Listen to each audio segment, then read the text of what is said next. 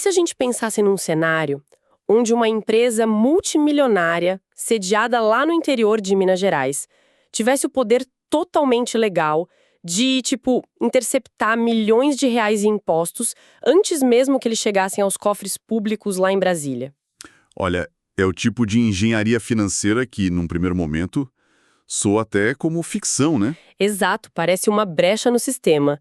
Mas, na verdade, e é isso que vamos ver hoje, é exatamente assim que a legislação tributária foi desenhada para funcionar. Imagine que essa mesma empresa pega esse dinheiro retido e usa para construir a infraestrutura dos próprios clientes na cidade dela. É fantástico, porque o que a gente está observando é a transição daquela ideia do pagamento de impostos como um mero dreno de caixa, sabe? Passa a ser uma ferramenta de investimento direcionado. Com certeza. E quando o alvo é o desenvolvimento local, o impacto é simplesmente imenso.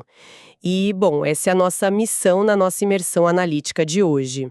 E eu estou muito animado para a gente desmistificar isso. Eu também. O objetivo aqui é tirar aquela imagem pesada e incompreensível do regime tributário do lucro real. A gente quer entender os mecanismos práticos que transformam isso de verdade numa alavanca estratégica, de impacto social e de inovação. E vale lembrar para quem nos escuta que o nosso material de base para essa discussão é um guia técnico bem detalhado. É um material focado na gestão estratégica de incentivos fiscais para o setor de equipamentos médicos. E já com todas as regras e impasses atualizados para este nosso ano de 2026. Exatamente. E o que torna essa análise rica é que o conhecimento contábil, quando você aplica com uma visão estratégica, ele deixa de ser só o preenchimento de uma planilha burocrática chata. Sim, vira um instrumento de poder, né? Com certeza, ele se torna um mapa que vai decidir se o dinheiro da empresa vai financiar a máquina federal lá em Brasília ou se vai erguer um hospital filantrópico na esquina de casa. Nossa, isso é muito poderoso. Mas, bom, para quem acompanha os bastidores do mundo corporativo, a teoria só faz sentido na prática. Então, a gente vai usar um caso concreto como nosso pano de fundo hoje, ok? Acho ótimo, vamos materializar isso. Vamos lá. Pense numa empresa fabricante de equipamentos médicos, faturando aí na casa dos 115 milhões de reais por ano. Ela é baseada em Minas Gerais, com uma fábrica enorme e operações super fortes na cidade de Sete Lagoas. Certo, 115 milhões, um faturamento de respeito. Sim, e o desafio é entender como os impostos dessa fábrica podem ser redirecionados de volta para a própria região de Sete Lagoas. Só que, para jogar esse xadrez financeiro, primeiro a gente tem que dominar o tabuleiro. Sem dúvida. Não dá para pular etapas. Pois é, uma empresa desse porte é obrigada a operar no regime do lucro real. E as regras de dedução ali são bem implacáveis. Então a primeira pergunta básica é: de onde exatamente sai esse dinheiro que pode ser doado? Esse é o primeiro grande filtro, na verdade. Porque qualquer empresa que fature acima de 78 milhões de reais no ano não tem escolha. Ela cai obrigatoriamente nesse regime do lucro real. Cai na malha desse sistema por causa do tamanho? Exato. E a mecânica desse regime é o que vai ditar absolutamente toda a estratégia. O imposto principal que a gente olha aqui é o IRPJ, o Imposto de Renda da Pessoa Jurídica. E as regras para aplicar os incentivos nele exigem uma precisão cirúrgica do diretor financeiro. Tá, vamos tentar visualizar isso com uma analogia, porque essa divisão de alíquotas do IRPJ sempre me deixa meio confusa. Os números podem dar um nó na cabeça mesmo. Pode mandar analogia. Ok. Pensem no IRPJ como um bolo de 2 camadas. O governo chega para a empresa e diz, olha, a corporação tem o direito de escolher o sabor, a decoração e para quem vai doar uma fatia desse bolo. Mas tem um limite aí, né? Isso. O governo diz, atenção, apenas da camada de baixo. Essa camada de baixo seria a alíquota básica de 15% sobre o lucro. Já a camada de cima, que é um adicional de 10%, pertence estritamente à Receita Federal. A empresa não pode nem encostar nela para doação. É por aí. Olha, a sua analogia do bolo ilustra a regra de ouro do sistema com total perfeição. É exatamente isso. Nenhum incentivo fiscal, seja para cultura, esporte, saúde, nada disso, pode ser deduzido desse adicional de 10% da camada de cima. Intocável, então. totalmente intocável.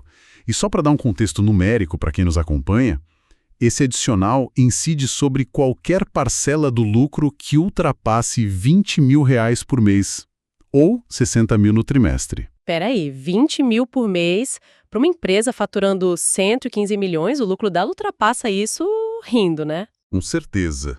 Quase todo o lucro dela sofre essa mordida extra dos 10%. Então, todo o planejamento de incentivos que a gente vai desvendar hoje incide unicamente sobre aquela base dos 15%, a sua camada de baixo do bolo. Entendi.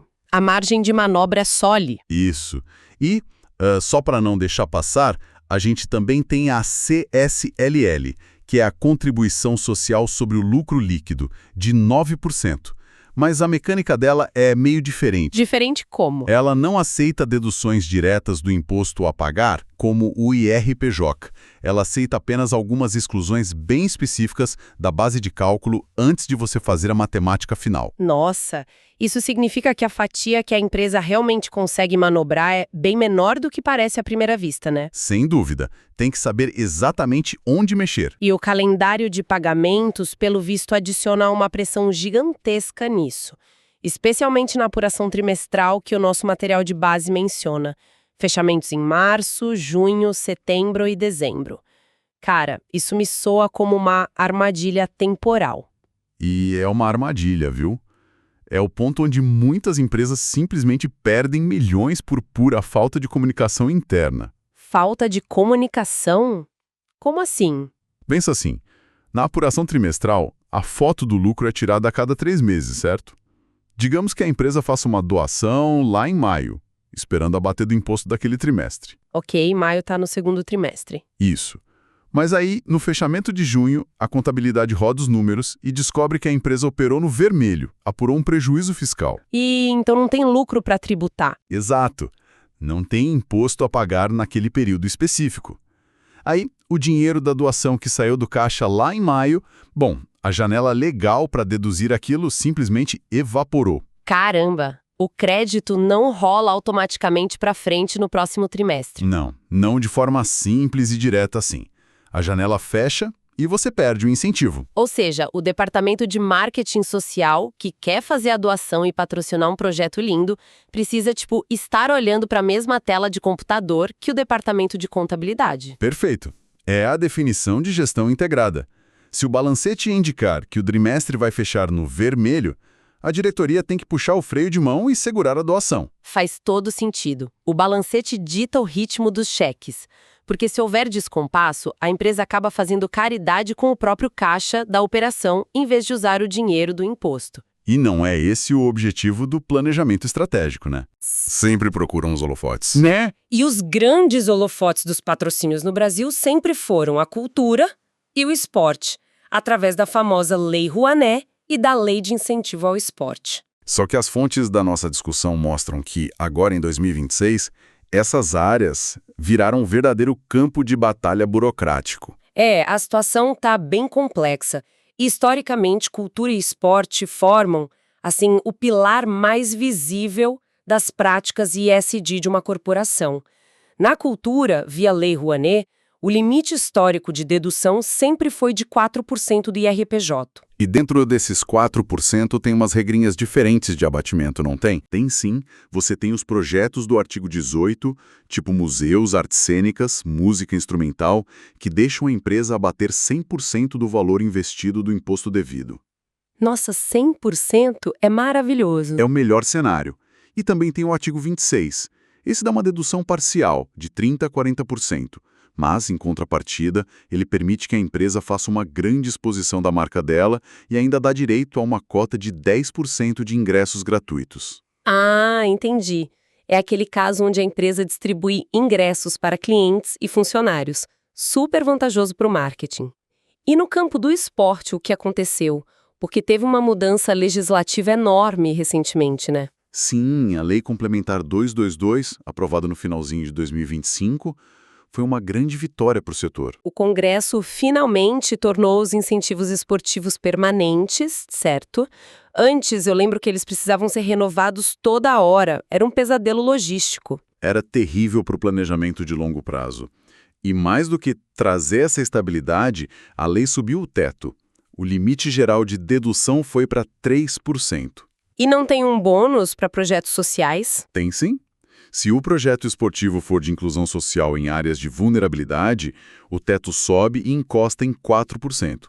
O recado do Poder Legislativo foi muito claro aí. Expandir o financiamento privado para o esporte e meio que dá para ele o mesmo peso financeiro que a cultura sempre teve. Exatamente. Só que o problema, e aí que a dor de cabeça começa, é o que aconteceu logo em seguida nos bastidores burocráticos lá de Brasília. Pois é, aqui eu realmente preciso de uma explicação sua, porque a matemática simplesmente não bate. A conta parece não fechar mesmo. Olha só, se o Congresso aprova uma expansão do esporte para 4%, e a cultura já tem os 4% dela garantidos por lei, a lógica manda a empresa usar os dois, somar tudo, chegar nos 8% ou pelo menos uns 6% combinados. A lógica manda isso, mas não a Receita Federal. O material fala da solução de consulta COSIT 241 de novembro de 2025. A Receita disse o contrário. Eles colocaram tudo, cultura e esporte, espremidos dentro de um único teto de 4%. Como assim? É impressionante, né? Demais. Se o Congresso, que faz as leis, aprovou a expansão, com que autoridade o braço executivo, que é a Receita, vai lá e simplesmente puxa o freio de mão? Qual é a lógica por trás disso? O deles é aprovar leis que fomentam o desenvolvimento social, criam projetos, geram empregos. Claro, dá boa notícia. Exato. Do outro lado, você tem a Receita Federal e o Ministério da Fazenda. O papel deles é fechar as contas públicas e evitar que a base de arrecadação do governo derreta. Então eles acharam uma forma técnica de barrar isso? Uhum. A interpretação da Receita se baseia em umas leituras cruzadas de leis mais antigas sobre limites globais de renúncia fiscal. O objetivo central deles com essa consulta vinculante é estancar a perda de receita primária. Entendi. Eles usam essa norma para, na prática, neutralizar o impacto financeiro bilionário da lei nova do esporte. Mas vem cá, como o mercado reage a isso? Porque a Associação Brasileira de Captadores de Recursos, a ABCR, parece estar brigando feio nos tribunais contra essa medida. Estão brigando muito pesado, e com razão, porque afeta o setor inteiro. Mas enquanto um juiz lá em cima não bate o martelo em caráter definitivo, como é que o diretor da nossa fábrica em Sete Lagoas planeja o ano? Fica andando numa corda bamba jurídica? Olha, a recomendação técnica dominante no momento para as empresas é se basear no princípio da precaução corporativa. Ou seja, jogar na retranca. Basicamente isso. Enquanto essa queda de braço judicial não for resolvida, a orientação para os departamentos tributários é ser conservador. O risco de adotar uma interpretação agressiva, sabe, tentar investir o 8% e depois tomar uma autuação milionária da Receita no ano seguinte? Com juros e multas pesadas, imagino. Nossa, pesadíssimas. É um risco grande demais. Então, o planejamento seguro agora para 2026 é travar o orçamento combinado de cultura e esporte naqueles 4% estritos que a Receita está exigindo. Entende. O que acaba gerando um efeito colateral bem fascinante. Porque pensa comigo, se a empresa tem dinheiro do imposto sobrando, mas essa porta da cultura e do esporte está momentaneamente engarrafada nesse teto apertado, ela é forçada a olhar para os lados, não é? Ela tem que ser criativa. Sim, ela tem que procurar outros caminhos legais que não dividam espaço nesse limite espremido. E o material aponta para uma estratégia muito, muito inteligente, que é alinhar o dinheiro do imposto com as necessidades do próprio mercado de atuação da empresa. E é exatamente aí que entram os fundos de ciclo de vida e aqueles programas específicos da área de saúde. Conta mais sobre eles. Bom, a gente tem o Fundo para a Infância e Adolescência, o famoso FIA, e o Fundo do Idoso. A lei permite a dedução de 1% para cada um deles. Então, já são 2% de limite extra. Sim, 2% no total, e a grande sacada é que eles correm totalmente por fora daquele teto engarrafado da cultura e do esporte. É uma via expressa separada. E a maior vantagem é que esses recursos podem ser depositados direto nos fundos municipais, como o da cidade de Sete Lagoas no nosso exemplo. Cara, isso é genial. Mantém o dinheiro literalmente no quintal da empresa. Financiar as creches ou os asilos na cidade onde a própria fábrica opera é um ganho de imagem local indiscutível. Mas pensando na nossa empresa hipotética, que fabrica equipamentos médicos, o verdadeiro salto estratégico acontece agora, não é? Com certeza. Se conectarmos isso a um cenário maior, a gente olha para os programas Pronon e Pronas. O Pronon é voltado para oncologia, tratamento de câncer, e o Pronas é para pessoas com deficiência, certo? Isso. E ambos foram prorrogados até 2026. Cada um deles permite mais 1% de dedução extra do imposto. E o teto federal deles é bem alto. O do Pronon, para este ano, por exemplo, está em quase 474 milhões de reais. É muito competitivo. Tá. Vamos pensar na causalidade disso. Porque quando essa nossa fabricante de Sete Lagoas direciona os recursos do IRPJ para hospitais de tratamento de câncer através do Pronon, ela não está apenas preenchendo uma cota bonitinha de caridade, tá? Ela está, na prática, injetando dinheiro na infraestrutura dos seus próprios clientes finais. A mecânica por trás disso ilustra, o grau máximo de maturidade de uma corporação. Pensa bem, quando a fabricante ajuda um hospital filantrópico a expandir uma ala oncológica com o dinheiro do imposto, o hospital vai precisar de novos monitores, novas camas, novos equipamentos de imagem. Exato. O dinheiro do imposto constrói um ambiente que futuramente vai demandar a tecnologia que a própria empresa produz. Ela está ajudando o cliente dela a ter dinheiro para comprar dela mesma depois. É um ciclo de retroalimentação perfeito. A empresa fortalece o mercado consumidor secundário, usando um dinheiro que, no fim das contas, seria pago como imposto de qualquer jeito e ficaria perdido lá no Tesouro Nacional. É unir propósito e lucro da forma mais inteligente possível. E tem mais, viu? Manda. Além de olhar para fora, para a comunidade e para os clientes, a legislação de 2026 permite que a empresa olhe para as próprias operações internas. O lucro real pode financiar a sustentabilidade e o futuro do negócio. A porta de entrada para isso é a Lei de Incentivo à Reciclagem, a LIR. Ah, ali. Até 1% do IRPJ para projetos da cadeia de resíduos sólidos, certo? Isso mesmo. E para o setor médico, que lida com uma logística reversa altamente complexa, material sensível, descarte perigoso, isso é fundamental. Toda a operacionalização disso acontece lá através do portal Transferigov e de sistemas como o Sinir Mais. Tá, vamos fazer uma pausa super rápida aqui para esclarecer o que é esse Sinir Mais, porque, olha, soa como mais uma daquelas siglas governamentais totalmente impenetráveis. O governo adora uma sigla. O Sinir Mais é o Sistema Nacional de Informações sobre a Gestão dos Resíduos Sólidos. Em termos práticos, é o rastreador digital do governo. Ah, um sistema de rastreabilidade. Isso. É a plataforma onde a empresa tem que comprovar, com dados muito concretos, para onde o lixo dela foi, como ele foi tratado e como o dinheiro do incentivo fiscal ajudou as cooperativas de catadores locais ou financiou novas tecnologias de processamento. Perfeito. A rastreabilidade é a chave para a transparência aí. Mas, avançando um pouco, a grande estrela no que diz respeito a financiar as operações internas, aquilo que as fontes inclusive chamam de a coroa de joias do planejamento tributário, é a famosa Lei do Bem, né? A Lei 11.196. Nossa, a Lei do Bem é fenomenal. Mas sabe de uma coisa? A premissa dela parece irreal para mim. O material diz que a empresa pode deduzir entre 60% e 100% dos gastos com pesquisa e desenvolvimento diretamente da base de cálculo do IRPJ e da CSLL. E não é só isso. Ainda vem acompanhado de uma depreciação acelerada integral de equipamentos novos e uma redução de 50% no IPI. Gente, é muita vantagem. E a maior surpresa de todas. O texto afirma que não é necessária nenhuma aprovação prévia do governo.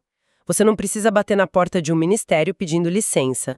Basta enviar um formulário detalhado, o Form PID, até o mês de julho do ano seguinte. Mas aí entra a minha grande dúvida. Qual? O material aponta que menos de 1% das empresas do setor de saúde aproveitam isso. Peraí, menos de 1%. Como é possível uma coisa tão boa ser tão pouco usada? É um medo da burocracia de lidar com o Ministério da Ciência e Tecnologia. Dá para entender porque 99% das empresas fogem disso. Olha, esse é o maior mito corporativo atual e é a exata razão pela qual bilhões de reais ficam esquecidos na mesa todo ano. A ironia da Lei do Bem é que ela é um dos pouquíssimos mecanismos de incentivo no Brasil que confia primeiro e verifica depois. Então a barreira real não é o governo e a sua burocracia. Não.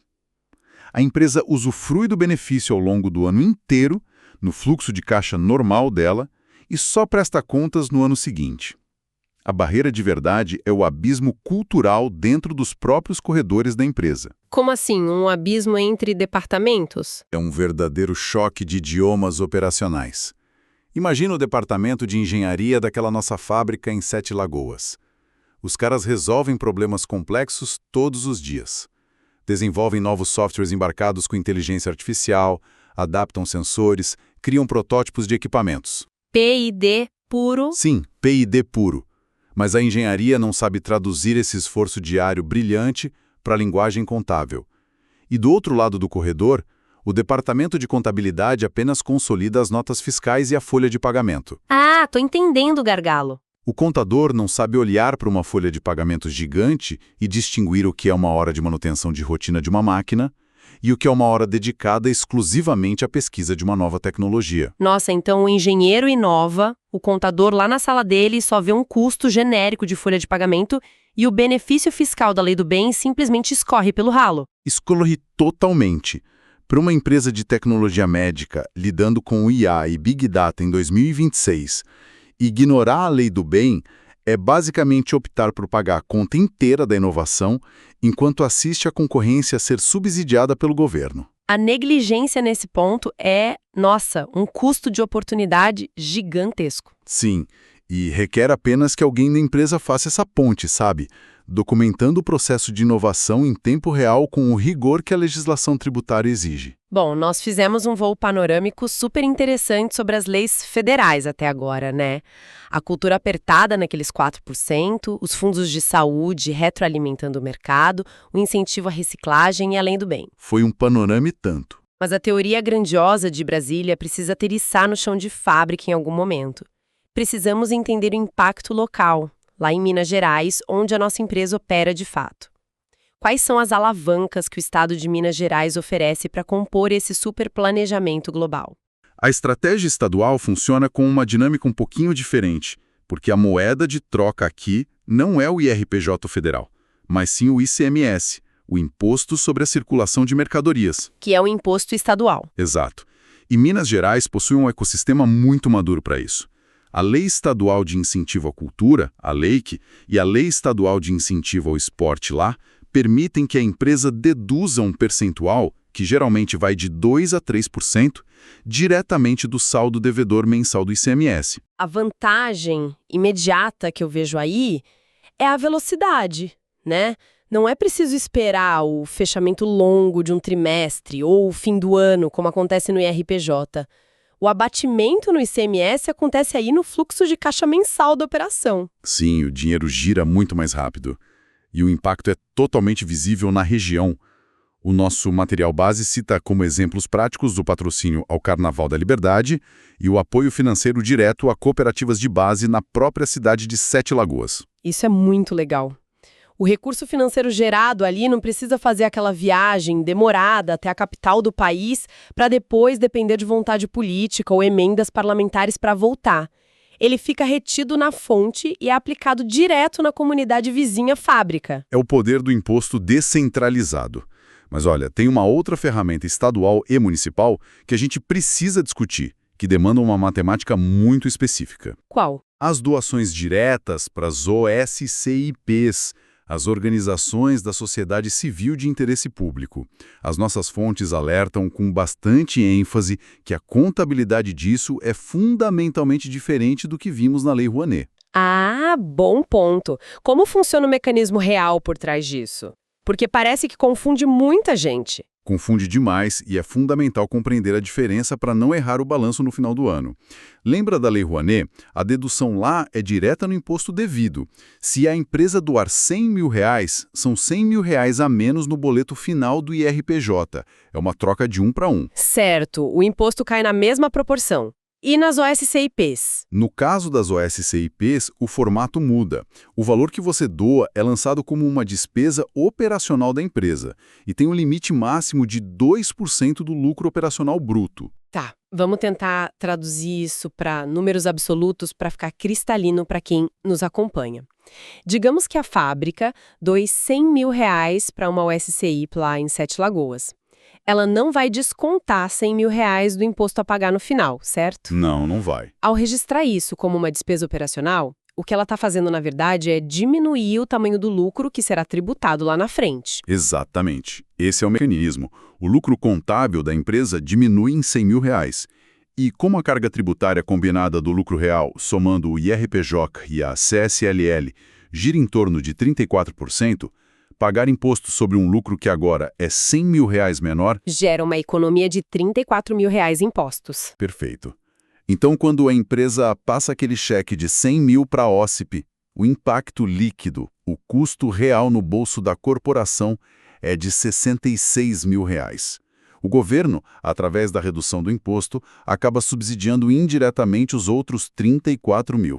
Entendi. É como se fosse um desconto governamental sobre a filantropia corporativa.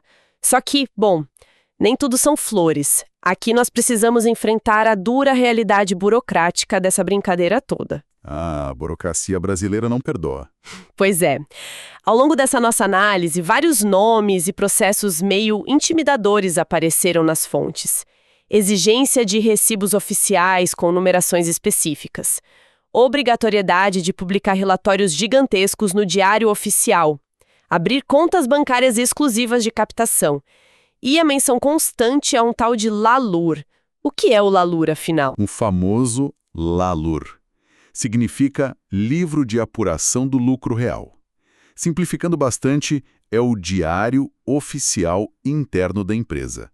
É o documento fiscal sagrado onde a contabilidade ajusta o lucro contábil puro para chegar no lucro que o governo efetivamente aceita tributar. E é aí que os incentivos entram. Isso.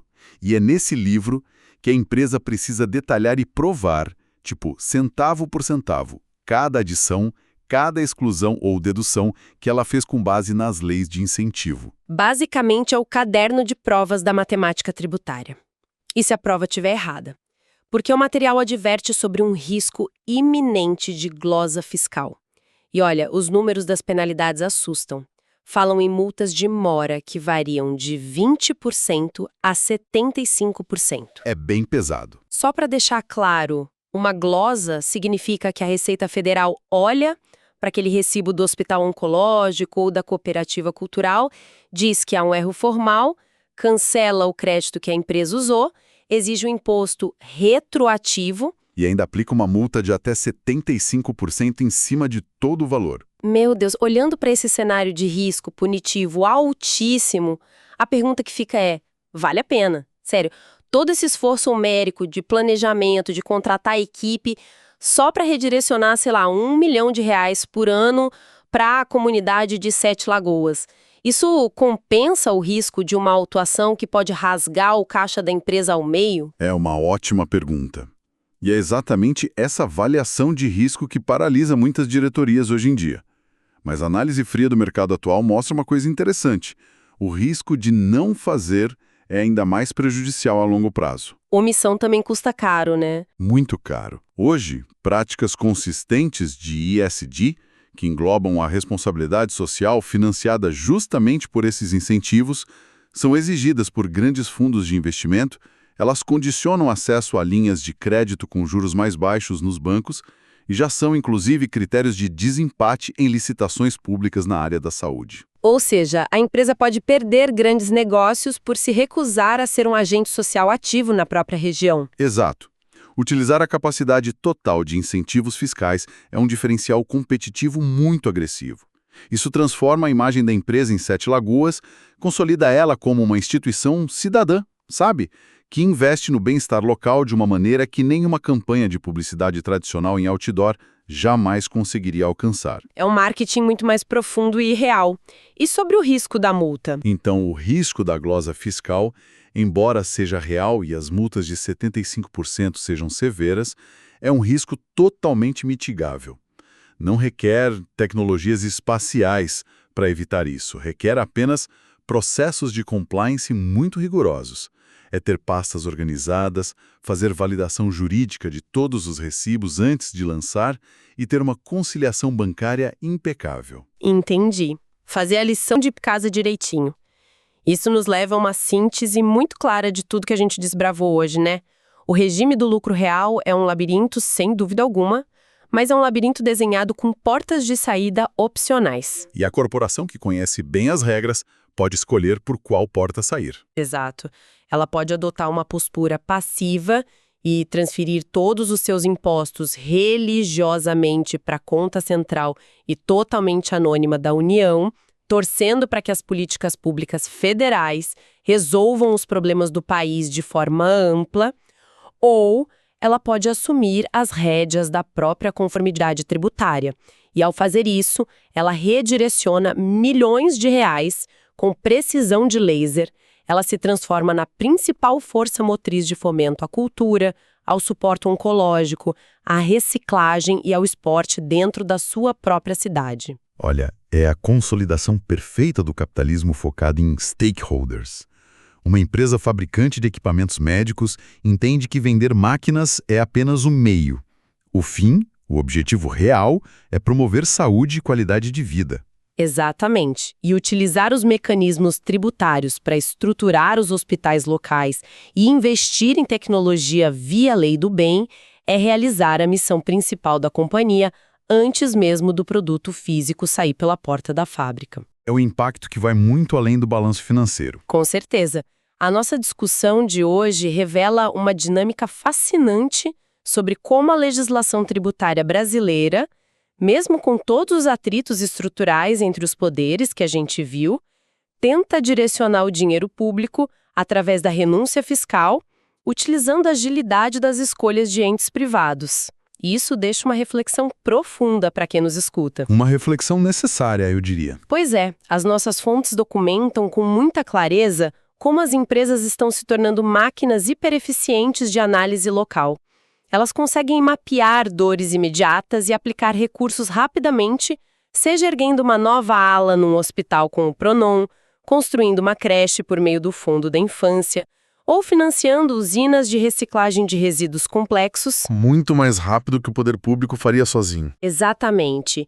Se as grandes corporações começam a executar esses projetos sociais com muito mais agilidade e precisão de foco do que os governos tradicionais, o que isso sinaliza para a arquitetura da gestão pública nas próximas décadas? É de se pensar. Será que os departamentos tributários e de responsabilidade social das grandes empresas vão, de forma progressiva, substituir parte do papel histórico do Estado na linha de frente do planejamento social comunitário? Fica aí a provocação.